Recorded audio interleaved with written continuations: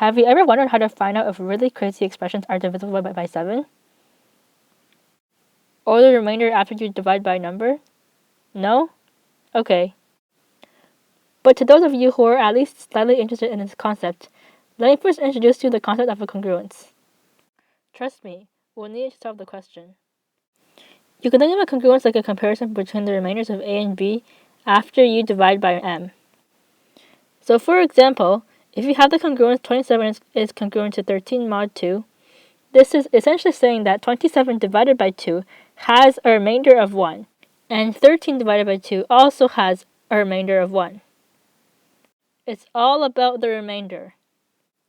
This also means that if you see 27 anywhere in a congruence relationship, you can essentially replace it with a 13 and they would be equivalent to each other.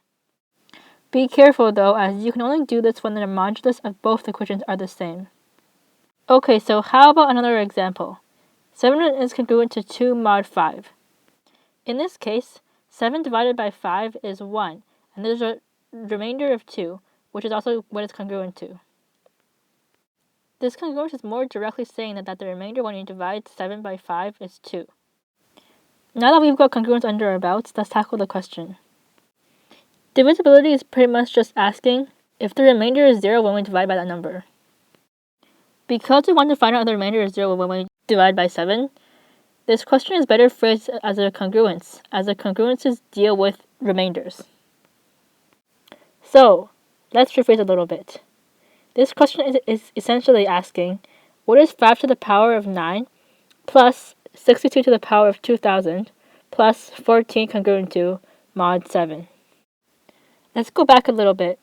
Earlier, when I first introduced the concept of congruence, I mentioned that we could replace numbers in a congruence if we knew that they were congruent to each other, and the moduli were the same. You can check for yourself that these two congruences are the same. That is exactly what we're going to do here to solve the problem. What we want is to reduce the size of the numbers that we're raising powers to. So, reducing 5 to a smaller number, as well as reducing 62 to a smaller number, would be a smart strategy. Well, the first thing to do is to test if 5 itself will reduce to a smaller number. So there's actually another type of remainder that we haven't talked about. Technically, you can also go backwards instead of forwards. Now, what do I mean by that? To get to an equivalent number in a congruence, all you have to do is add the modulus as many times as you want. So, equivalent numbers to 5 mod 7 are 5 plus 7, which is 12, 12 plus 7, which is 19, and so on. Intuitively, this makes sense. To get the same remainder, we just add the modulus, which is the number that we're dividing by. Now, instead of adding 7 each time to get to a number that's congruent to 5 mod 7, we can also subtract 7 to get to a number that's congruent to 5 mod 7. So, if we do 5 minus 7, we get negative 2. Now we have the congruence 5 is congruent to negative 2 mod 7. Negative 2 is smaller than 5, so we can substitute that into the first part of the equation. The equation now becomes negative 2 to the 9 plus 62 to the power of 2000 plus 14 mod 7. Still not looking a lot better, but we can simplify it a lot more than this. Negative 2 to the power of 9 is the equivalent to negative 512. And if we divide that by 7 to find the remainder, we get negative 512 is equal to negative 73 times 7 minus 1. We can then take the remainder minus 1 and substitute it for negative 512 in the congruence. Let's look at the second number raised to a power.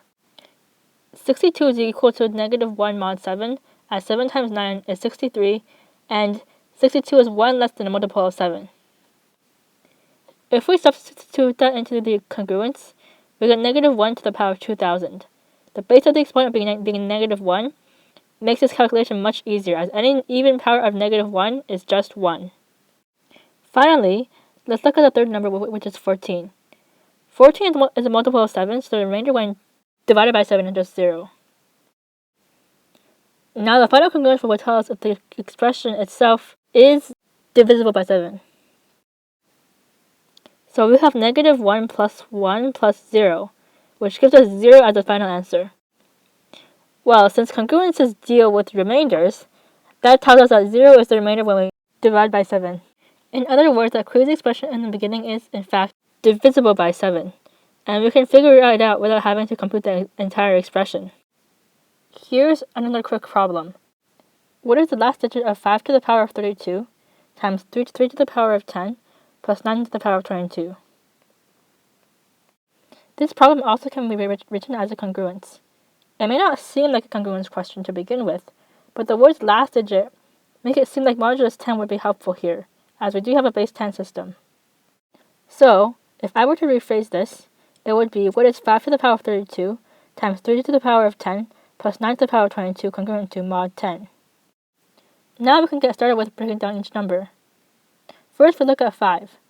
Well, mod 10, it is still 5, so that doesn't really help. What about 5 squared? Well, 25 mod 10 is still 5. 5 cubed is the same story, and so is 5 to the power of 4, and so on. Since we've seen that powers of 5 end in 5, it wouldn't be too much of a stretch to say that 5 to the power of 32 would end in 5 as well. So all in all, that whole power, 5 to the power of 32, can be simplified down to just 5. Great, on to the next number. Again, 3 mod 10 is just 3, so that's not too helpful. But 3 squared is 9, and that's only 1 away from 10. So, that would simplify to 3 squared is congruent to negative 1 mod 10, since we're going backwards by 1 from 10. This time we can't just substitute negative 1 in for 3 because it's 3 squared that's congruent, not 3. But 3 to the power of 10 can be written as 3 squared to the power of 5, using exponent laws. Now, we can sub 3 squared is congruent to negative 1 mod 10. And negative 1 to the power of 5 will be equal to negative 1 because negative 1 to an odd power will still be negative. Finally, 9 itself is congruent to negative 1 mod 10 if we just subtract 10. This time, negative 1 is being raised to an even power, so negative 1 to the power of 22 just becomes 1. Now we add up everything, and 5 plus negative 1 plus 1 is just 5, as the 1s will cancel out. So the last digit of that big expression is just 5.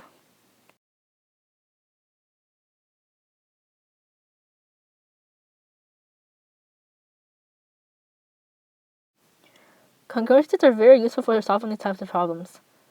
Let me know if there are any other problems that you want solved.